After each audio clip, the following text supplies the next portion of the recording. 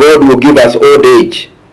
It therefore means that many are likely to go to old age, especially as we trust in God's keeping grace. Number two, life expectancy in Kenya has kept growing. It's no longer strange now to see people like the late Jonjo going to beyond 100, and many people are now in their 90s and 80s. I'm the chairman of the Shell Pension Association, and in our AGM this year, one of the musees who attended told us he is 96 or 97. And when I asked him to talk to us, he just walks up like a young man, and he is talking exactly like a young man. So we can tell clearly, if you retire at 55 or retire at 60, 30 years later, 40 years later, you are still going to be around, God willing, and you need to think about it. But maybe you started working at the age of 25, worked until 65, which therefore means until 60, which therefore means only 35 years, and you are likely to live longer than your working life. Not all of us, but those the Lord blesses. Can you see then, given the fact that you are not going to be working most likely for several reasons, that you need to think about how will you prepare for that period? Because it's not a short period. If the Lord blesses you with health, it will be a long period and you are not working. Do you want to become a burden to your children and grandchildren, or do you want to become a person they look forward to talking to, a person they want to fellowship with, a person they want to relate with, or do you want to be a pain to them? In my vernacular, I'm a Kikuyu, we say, in other words, if you are careless with your youth, you have condemned yourself to trouble in your old age.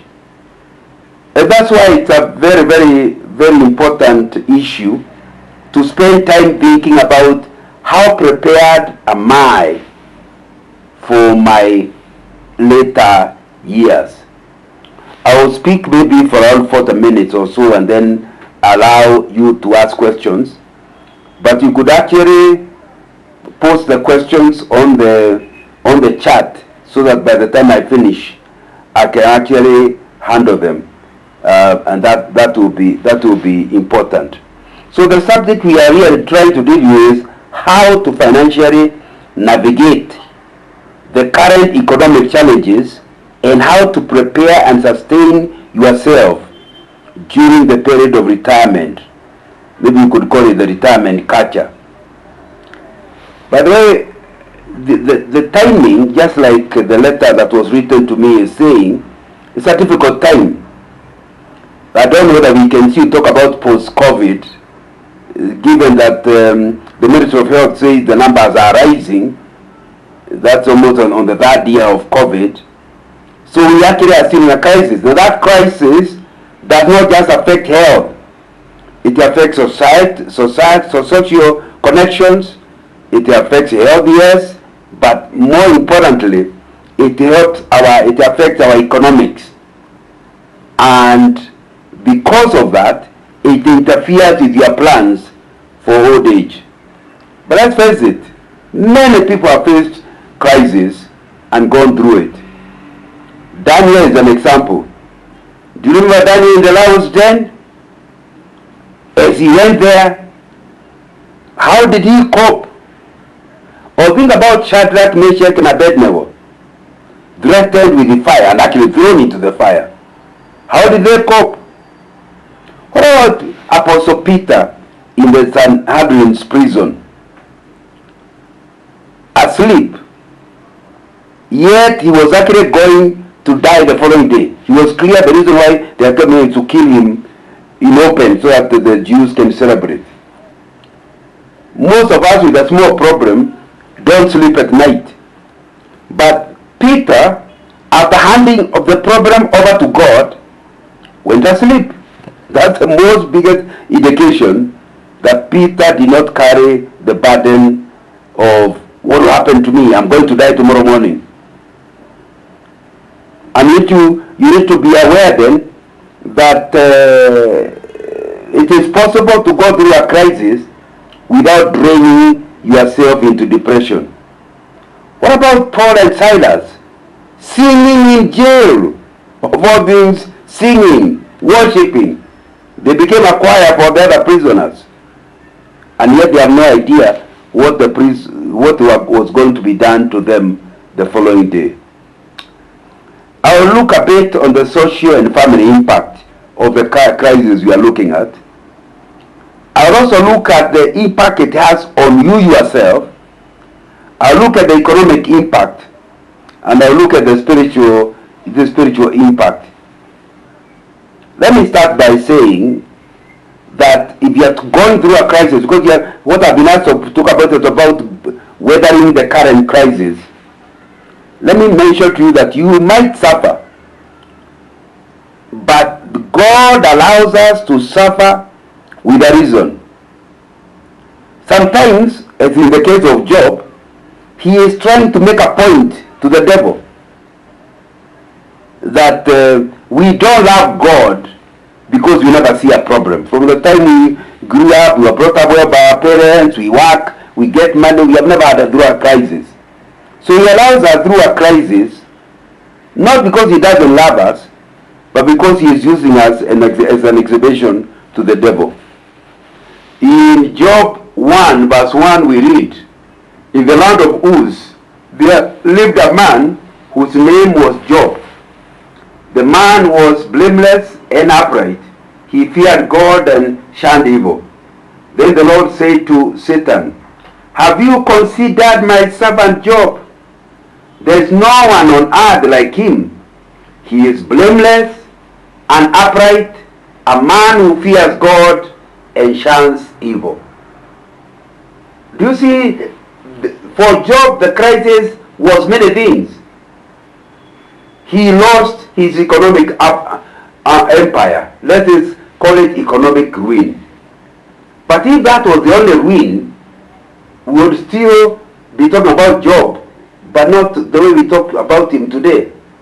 Because in addition to economic ruin, he got health ruin, to the extent that with the pain and suffering, the Bible says, this God of yours, just insult him so that he kills you. It is better to die than to go through this suffering. He had health ruin. In the process, by disagreeing with his wife, he ended up with a marital conflict. Can you imagine when you are going through an economic ruin, then you end up with a health ruin, and that's the time your family is not together. You are suffering marital ruin. And of course, all his children died, and that was a family demise. Then the friends who came to comfort him totally misunderstood him. They actually coming to tell him he's an evil man, when he knows he has done no evil. Can you imagine the loneliness, having lost his family, having lost his friends, the closest? Do you see how that is an issue? My suggestion is that every time you are going through a crisis, and you are likely to be going through one, either marital or health, think about Job, who weathered the storm. And we are told the latter life of Job was double the previous life. I'm saying all this so that whatever it is you are going through, you have comfort. I know COVID-19 has an impact on men, but what must we do? I think most of us are confused and don't understand where to start in rebuilding ourselves. Organizations are busy engineering and investing the structures to accommodate this new reality. What about you? Do not do it always in ways that are not in harmony with the biblical principles. When you get into separation, like Mrs. Job, we can very easily try to sort out the problem by disconnecting ourselves from He that has the power to resolve our issues, God. When you don't remain grounded in Christ and you think that will sort out the issue, you may be getting yourself into deeper trouble. One of the things you must sort out is the issue of balance. Whatever subject you go to, live in balance. Don't just concentrate on one thing, concentrate on everything. Well, because you are looking at the economic problem, do not ignore your family. Ever heard of the clever fool?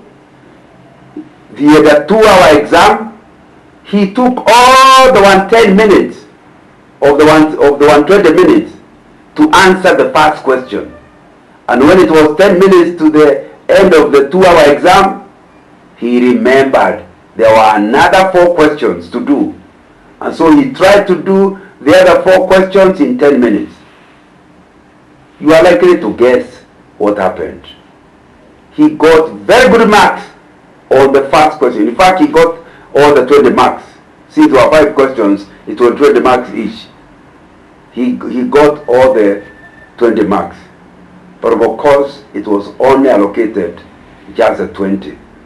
He therefore still failed the whole exam. If you get 20 marks, then you get 2 marks here, 3 marks here, 4, because you are just writing a confused answers. And you end up with that out of 100. The truth is you fail. And that is us. That's the way we are in life. When we concentrate on one thing, because we're in a problem, we just concentrate on it. My friend, other things will happen. You will get all the marks for that one area of your life. But because the others are zeros, your total life is a failure. Any athletic team that needs to win must have a balance. In our personal finances, the same thing. We actually need a balance. And that's one of the things that will help you weather the storm. Budgeting. Don't use money according to the immediate needs. Sit down and plan. And however little the money that you have, it doesn't matter how little that money actually is. If it is well budgeted, you will see that you are going to weather the storm. Let me ask you, when you are budgeting, do you budget on the basis of needs or on the basis of impressing others? And that is true in every area. Maybe what you are budgeting for is transport. But transport, even if you are buying a car, it's a very interesting thing. If you buy a Vitz, you can get a very good Vitz at 300,000 shillings. But because other people are driving Mercedes, you can't afford it, you're in a crisis, but you still take a loan to drive a Mercedes. How much? 10 million. Now, but that's something you can afford. It's putting you into a hole. But that's not the only problem. It's not adding any value at all. If you are moving from Nairobi to Nakuru and a Vitz, you have a Mercedes, we arrive in Nakuru just about the same time. Why? A Vitz can go comfortably at 150 kilometers an hour. A Mercedes can go comfortably at 200 kilometers an hour. Unfortunately, the Kenya government insists, whether it's a Mercedes or a Vitz, we can only go at 100 kilometers an hour. So we'll just be together.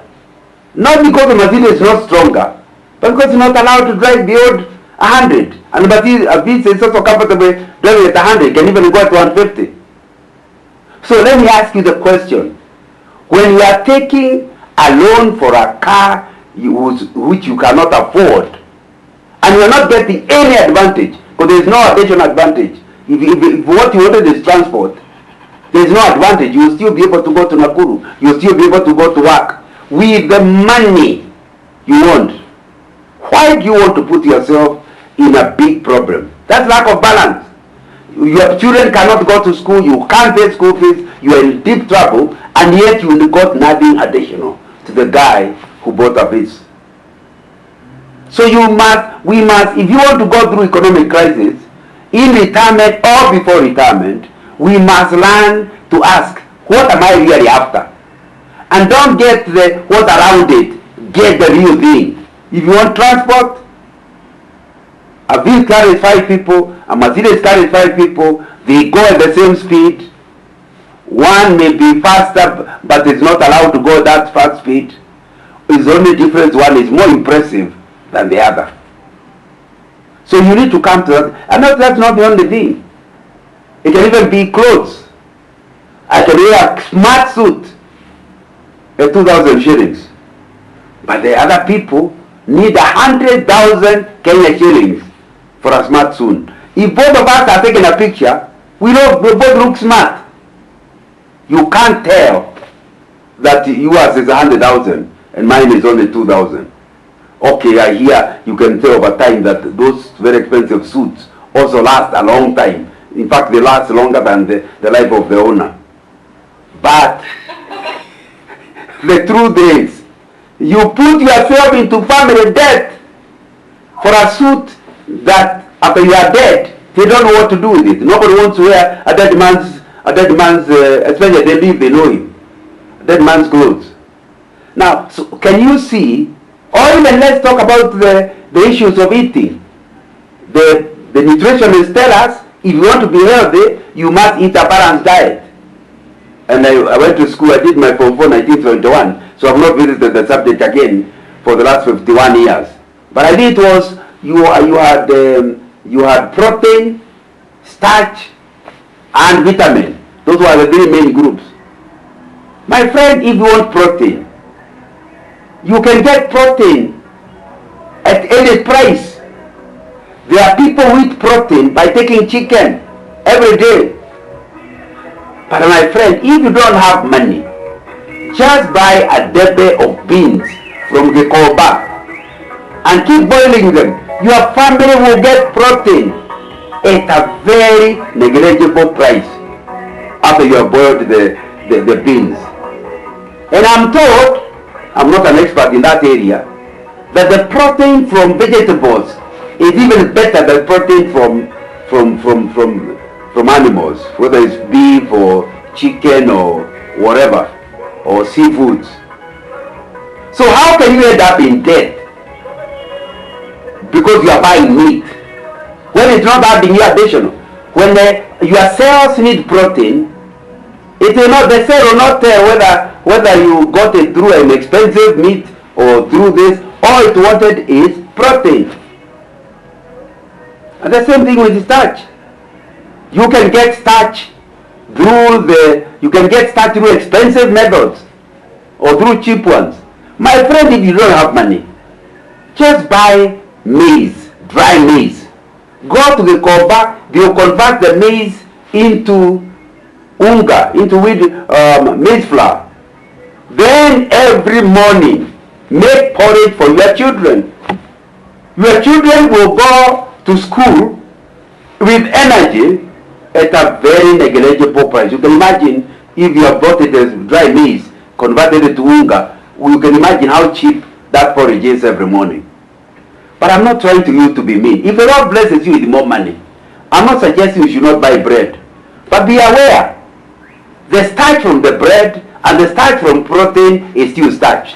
The cells will not know, now you are eating bread. No. Now you are eating porridge. All the cells wanted was starch. And the starch is there. Of course, if you are richer, don't just stay in bread. Go for Weetabix and cornflakes and whatever. But remember, all of them, after they have been worked on by the enzymes in your stomach, all the cells get out of them. It's actually called starch. Now, anyway, it's the same thing with vitamins. Some people have to buy additional vitamins rather than buy sukuma wiki and eat, or fruit and eat. And I'm told when you eat the fruit and eat the sukuma wiki, you are eating better vitamins than if you go buying vitamins from the shop. All I'm saying is, if you really want to weather the crisis, you must learn to live with balance. And that means even on question of time, you have time for working, you have time to be with your family, you have time for worship, and there must be a balancing. Don't give all the time to your family and your workplace has no work, no time. Don't give all your work to your workplace and you have no time with your family. Don't run away from your family to be in church, saying you are serving the Lord. The same Lord will ask you, how did you look after your family? This crisis, of course, has affected mental health, but I just want to mention that it's important for you to take control of yourself, and the relations will automatically improve, despite the social impact of COVID and other crises. I want to suggest to you, part of the problem where you become irritable, nobody can work with you at work, you have a problem at home, you have problems, and you are blaming it on the fact that you have gone through an economic crisis. The problem is you have a desire for total control of the environment around you, and not understanding that God is the only one who can take full control. We want total control over every circumstance of our lives. Why? We fear the unknown. I want to know I have enough money to last me in the year. So when I realize all the money I have is for 2 months, I become irritable and difficult to live with. Because I'm suffering from insecurity and irritability. What's the solution? 2 things I suggest you do, whatever crisis you are going through. Be somebody proactive. Proactive means look at what are the possibilities beyond where you are. And you see they are not all negative. There are positive things likely to happen. Why are you assuming only the bad one will? Be proactive means try to live in the future before the future comes, but you must look at what goes well and what might not go well and prepare for both. But the other thing I want to suggest to you is, in order to force yourself out of this insecurity and crisis, picture the worst case scenario. If the worst came to the worst, does God have the capacity to help you in the worst case scenario? The moment you realize, even that God can handle, then you come back to the present. You realize present, your problem is very small. And the moment you realize God can handle worse times, you start seeing how little the current crisis is. Because the moment you know you can cope with it, like for example, you never got a salary increase this year. Picture, there is a possibility that they could even make people redundant. And so by the end of this year, you have no job. Can God handle you without a job? What happened last time you had no job? Did God provide? Now the moment you can see the possibility that you can live, even if you are fired, the fact that you have no bonus will not bother you. Or it will not cause you to enter into a crisis. The other thing that causes people during a crisis to lose all energy is the fear of future failure. You are so afraid. I'm doing well, very well, but I could fail. As you remember, as a young man in 1977, working for a development bank, and a rich man came to our office, and we were so impressed with him. As young officers, we were trying to talk to him. We thought, as young men, you think it's very easy. The guy owned one of the shopping centers in Nairobi, owned a coffee farm in Royal, and he was telling us, it's not easy. You know, when you reach the top of a tree, the only direction is down. So you hang on the branches seriously, of fearing going down. But if you're on the floor, like even young people are right on the floor, where can you fall? Of course, we dismissed him. But how true it is. How true it is. That sometimes the more God has blessed you, the more you live in fear of loss. But I can tell you what your problem is. You have reached a level where the property you own becomes you. Like the rich man who said, my heart, let me rejoice. Then he was told, you fool, today I'm going to demand your life. Then whose things will they be? The conclusion of Jesus is, your life does not consist in the things you possess. So you need to dissociate yourself from your property. Understand that with or without the property, God is with you. When that happens, you do not stand there fearing failure, because you are not defined by your property. Even if it was not there, you will still be okay. But I'll tell you where the problem is. It's because people look for somebody to blame. I know. It's my boss. No, I know. It's my wife. My grandmother and my grandfather used to overhear them quarreling. And my grandmother would say, you cannot get a second wife, because no woman except me had sympathy for you. Then my grandmother would say, you don't know why I never married another woman. You can't stay with anybody else. Now, they were blaming each other. Of course, they stayed together. They were married for more than 70 years. Now, my suggestion to you, please run away from blaming people. If you blame people, you end up in resentment. The resentment can easily bring you into medical health issues. But again, don't blame yourself either. If you blame yourself, it can reach a level where you commit suicide. So what should you do?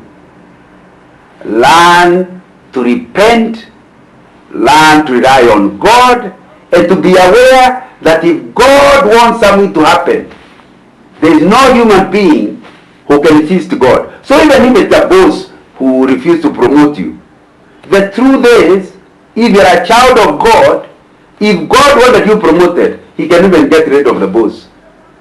So don't sit there feeling bitterness against the boss. Why can't you find out?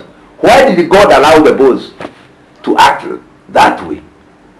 The moment you realize you are safe in God's hands, you will not blame others, you will not blame yourself, you will learn to be in God. Number 2, I think, which I want to emphasize, please avoid comparison. Don't compare yourself with others. You are born an original. Don't die a copy. Don't start thinking that you can be like somebody else. You know, so and so is better than me. No. You are so original. Even if you are twin sisters, you are two different. I know that because when you are at the airport and you are traveling out of the country, they keep asking you to dump. And I asked them one day, are you expecting that with the 7 billion of people on earth, all of us will have different dump? They said yes. So far there is no dump like another. Even if you are twins, your dump marks will be different. That's the thing you need to understand. Don't try to be like somebody else. Run your own race. So once you stop comparison, you stop competition. This information is in my book, The Secret of Contentment, which I can encourage you to get a copy if you're interested in this subject of being contented, whatever the crisis you are going through. My books are available from Scripture Union Bookshop.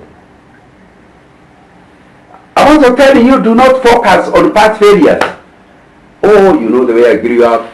Oh, you know the way my father used to beat me. Oh, you know. What happened to you in history is just historical. My friend, human beings are such that they can pull out of their ashes and become something you can never imagine. You know, somebody like Obama, a single parent, a single mother's child, brought up by the grandparents. Can you imagine him having been abandoned by his Kenyan father? Can you imagine him becoming president? But it did not bother him that he didn't have a proper family background. The moment he realized he is not to be controlled by history, he was able to become the president of the most powerful nation on earth, and he's a black man with the majority white. So even you, please know, is the devil doing it when you are tied up to your history. Oh, you know, you only had agreed to marry that boy. Look at the way he's doing well. But you didn't marry him. You married your current husband. God had a reason why he will not allow you to marry that other one and marry this one. Learn how to work where you are. Do not focus on past failures. As God continues to bless and move us forward, we are often reminded of our past. For there is nothing wrong with looking back to see where God has brought us from. We must be careful not to revert back to that space. This results from assuming we got ourselves success in the first place. Can't you see it's the hand of God? And God is with you into the future. Our destiny is heaven. And seen in perspective, many failures are not worth our frustration. Let's not spend our time in history to just give us problems. Do not have a negative view of the future either. I do not encourage you to be a pessimist, just as I don't encourage you to be an optimist. I encourage you to be somebody who is a realist. I have written a book on King David, Leadership in David Style, and I admire David. He always was positive. There is Goliath. Surely, if I can kill a hyena, if I can kill a lion, I can kill this one. Why? When I was killing the lion, I was just a boy, but I trusted in God. Even in this Goliath, the same God who helped me to deal with the lion can make me deal with this Goliath. He looked at the positive. Avoid that negativity. But I think the other thing this is new, I'm not an expert here. We must avoid too much social media. Social media is a blessing, but it's also a curse. It is also filled with distorted images, lies, and messages filled with fear. Remember, few, if any, write the truth about themselves in social media. So when you are reading, I'm the only person of our class who has not done well. How do you know? Just because of the things you are seeing. Have you seen people are going through in somebody else's house, take a picture behind it to imply that is their house? And you know them, you know they don't own such a house. But the people who don't know the truth assume the classmates will be admiring them. Be disciplined, choose what to see. Avoid being a prisoner of social media. Do not miss God's perspective because of social media. I have run out of time. I would have really wanted to quote this thing by John O'Dwyer, but that the notes will be given to you so you can look at it. I've also wanted us to look at the issues of unemployment. I wanted us also to look at the reviving your business. But looking at my timer, I've already been talking for about 4 minutes. So you will be given the notes so you can look them. How to revive your business. You can look at it. Let me now go to my final issue, which is investing for retirement. That's part of preparing for retirement. May I suggest to you that you need pension funds, and that most of you are in a pension scheme, so I do not need to spend a lot of time on it. But beyond your pension will give you a certain amount of money after retirement. But you need other things to prepare for retirement. So think about being in the stock market. Think about the government bonds. What about the mutual funds? In Britain, in Old Mutual. What about insurance? What about bank deposits? What about real estate? Is there something you are trying to buy that can be useful? That you are using your working time to pay the mortgage. By the time you retire, it's available, and it can be now give you a new stream of rent in your retirement. They even think they are calling unitized property, where you buy it together with other people. All those are things you can think. The thing I want to discourage you from is taking your children as your way of preparing for retirement. Children are a responsibility from God who gave them to you. So you do not help your children so that they can help you in retirement. If they help you, well and good, but it should not be part of your plan. The moment it's part of your plan, you have condemned yourself to a bad relationship in old age with your children and grandchildren. So work as if they are not going there. If there is a crisis and you lose your investment, they may have to help you, but it should not have been your plan. You should see yourself running your life right until you are 100 without the possibility that you need your children in order to survive. The question you ask is, how much should I save for my retirement? I think this depends largely on lifestyle and the assumptions you and me make concerning how we want to live in old age. Typically, the following assumptions are made, and we are likely to think how each one of them is likely to be. So I'm asking you, what criteria do you apply in selecting where to invest for retirement? Number one, please do not invest blindly. Start by asking, what's the likely return on investment? Some of the things are very interesting. If you, for example, put money in a real estate, you put 10 million in a house, on average, for that house to pay back itself, it may take 20 years. Just look at the rent you get per year and see how long it is going to take you. Or think differently. Think of the return on investment on land, farming land. By the time you are old, you don't have the capacity to farm it. So what will be the return on investment? It may be good for leaving to your children as an inheritance for them, but if you are preparing for retirement, how can a farm help you? When you are young, that's okay, you can farm it. When you are 80, it's not possible. And it has, and leasing land, allowing other people to use your land, yields very little. It's only when you farm it that it might give you a reasonable return on investment. And that's why we find many people, especially Kikuyus, but I'm only speaking like that because I don't know the others, prepared for their retirement by buying land. Now we retired, they are getting nothing out of it. In other words, they are property rich, cash strapped. And old age requires real cash, not property.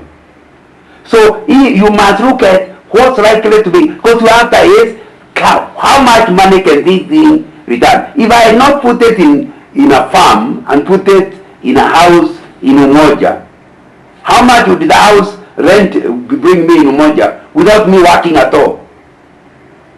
Those are the things you have to look at. So you must be clear. What are you investing for? Are you investing for retirement? It will be important that you look at the ROI, return on investment, and especially liquidity. Investors' age profile and objective must be considered. They say if you are about 70 like me, it will be foolish to put your money in very risky areas. Because when you put money in risk, they say the higher the risk, the higher the return. Agreed. But you see, the young people have a better thing. Because you can put money, you lose it, and you still have time to recover. If you're already about to enter old age, you are 60 and above, there may be no time to recover, and you may end up going to your old age in suffering. So even as you select what you are going to invest in, look at your age profile. You are discouraged as you go into old age to be too much of a risk taker. So ask yourself, this particular investment I am looking at, how secure is it? How stable is it? Then what is the initial cash outlay? How much of my money does it actually require? Because that will be important. Initial cash outlay. There are other issues you look at, other non-financial issues essential. For example, are you a Christian? Will you invest in breweries? Are you a Christian? Will you own a brothel? Are you a Christian?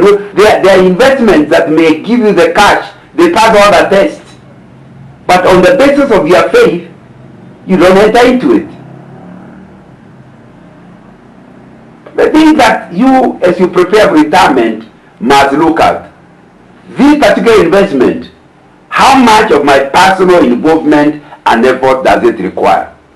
Because there are investments that can run with little effort.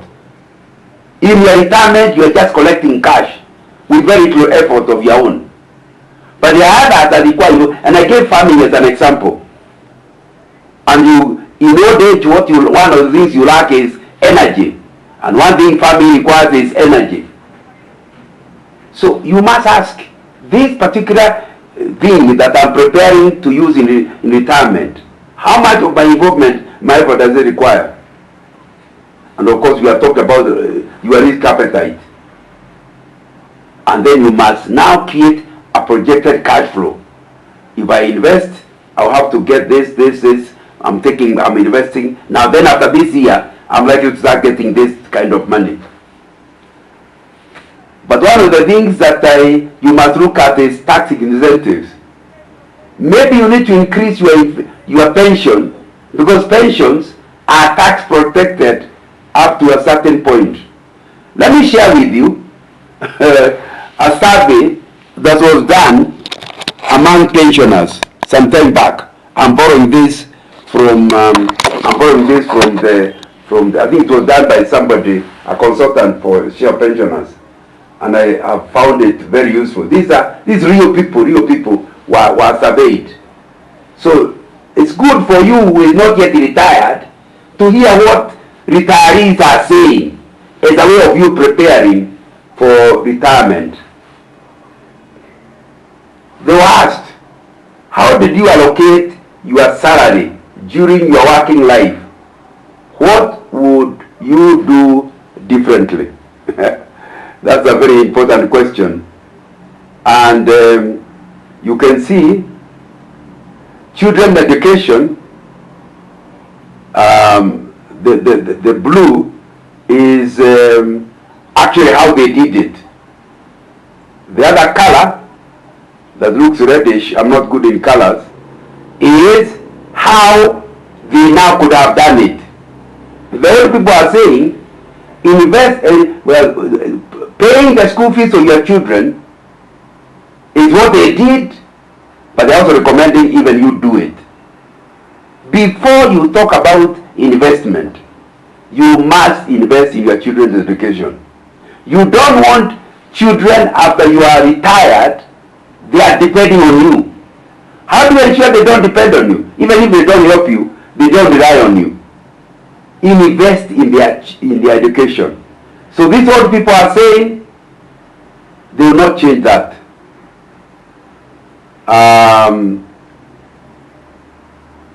and they look at retirement, how much money they put in pension, and they say in preparing for retirement they were putting something like 7%. But they say with hindsight, if they were you, they would increase money invested to retirement to about 20%.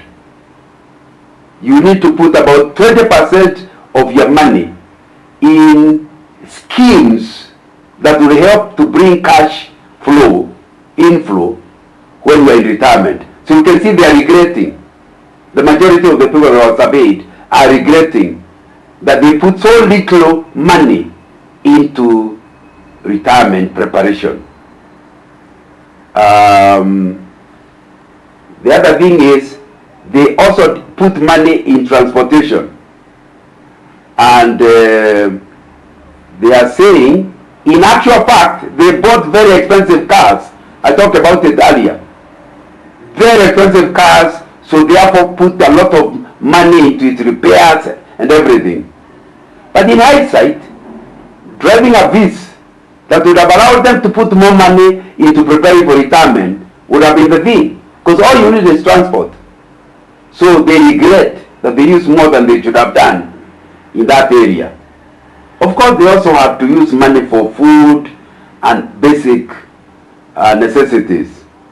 And they are saying actually they were using something like over 30% of their money in buying expensive protein, expensive starch, expensive. So these are basic requirements, so you cannot avoid them. But they are saying, in hindsight, they would have brought it down to 20% of their money, and they could still have survived. And they are thinking they are calling others, and even in others, they think the other expenses they were doing, they regret how much money they put in them. Having listened to this survey, you are paying. For them it's too late. They're just looking hindsight. You are still in your earning years. What are you going to change on the basis of this survey? The other question they were asked is, how did you invest for retirement? How would you do it if you are to repeat your working experience? And now we are only looking at how they prepared for retirement. Now, the column we saw earlier for retirement is now split. And the pension, they are only putting less than 20% into their pension scheme. Now, in hindsight, the additional pension that's allowed by the RBA, Retirement Benefit Authority, they should have taken advantage of it because it's tax protected. So they regret. But the other people decided to prepare for retirement by investing in real estate so that they will be paid rent. And they are saying they put in something like 35%, which is not a bad figure. And yeah, that's the 5%. But they are saying they have discovered collecting rent has been very, very useful. They wish they had put more money in real estate, not farming, but real estate, where they get, in fact, the reporter called it rental property. That doesn't require you to do much. And even where it requires something, you can appoint an agent, so that if a client says the door needs to be replaced, your agent is the one who will do it, not you. You just get money out of your rental. And they are saying that's something they should have done. But some of them decided to use their children as a way of preparing for retirement. Now, as old people in their 70s and 80s, they have realized children were bad investment. Help children for their own, not so that they pay you back. They were putting something close to 30%. They are saying in hindsight you should never trust the children to be your retirement scheme, and they will not put more than about 18% into it. Then many of them put money in farming. Oh, when I retire, I'll go to farm. Wow! Now, in hindsight, when they have realized how depleted their energies are, they were putting 20% of their money into farming, preparing for retirement. They will now not put even 10% into retirement. And I think I talked about that earlier. But what they are saying, they did not put money in other ways for retirement. They are saying now they would have thought of other ways to prepare for retirement. What are your sources of income in retirement? It's same information now put differently. You will say, yes, how do you live? I get about 41, of course this the survey is for everybody. 41% of what I live on is pension. Wow! Can you see how, despite trying in all ways to prepare for retirement, and there's little as pension in Kenya there, because they say most of the people, their pension may be less than 20% their final salary. That means you hardly can live on it. But yet there is hardly anything else to live on. So 41% of the money they are living on is actually mandatory pension. But that 1% is actually rental income. And then 8% in business, 10% in farming and others. So it's important to just see how are old people living. How do you divide your time between various activities? And most people say they are involved in farming. Of course, there are generation. I hope yours will not copy us. Most people have retired to, as difficult as farming is, as low return as farming is, you know, especially what is called rain-fed agriculture, where rain just disappears. But that's how they are using their time. Of course, about 10% are in business, but there are people who are enjoying their retirement with sports and leisure, 10% of their time. But some have decided to be making a difference in society. So about 15% of their time is in charity work and religious activities. They are helping churches, they are helping orphanages, and other issues. And I hope that is helping you to see that retirement, even if you don't do business and work, there are things you can do that will be satisfying as you help others. How do you allocate your income in retirement? Wow! There are still grandparents who are investing in children. But some of grandparents, it is people who married as they were retiring. So a guy is 55 and he has just married. So obviously it will mean by the time you are 70, you are still paying school fees. But please hear this. A lot of people in retirement are dealing with medical bills. And that's why you should ensure by the time you are 55, you have a private medical scheme that can accept you beyond your working years. Because most of us, like I have a medical scheme by my employer, you come out of Shell and you are not covered by that one. You go to various medical schemes, hardly anyone wants to insure old people. And so many people, they don't have good medical insurance covers, use their own money. So a lot of the money we are using in retirement has to do with medical bills. And that's a very unfortunate thing, but it's something you need to think about. That in preparing for retirement, one area of preparation is medical. And transportation is an area you still need to move around. And you might need to buy before you retire a long-lasting car that can drive for the next 30 years. So that you don't have to use a lot of money to buy a new car. You still have to have money for food and basic necessities, all that you still need in retirement. So, as I summarize and finish, what are the lessons that we have learned, we who are not yet retired, as pensioners? Endeavor to ensure your pension scheme becomes a reality. Please save more and have a home. In other words, do not plan to build after retirement. Build your retirement home when you are still working.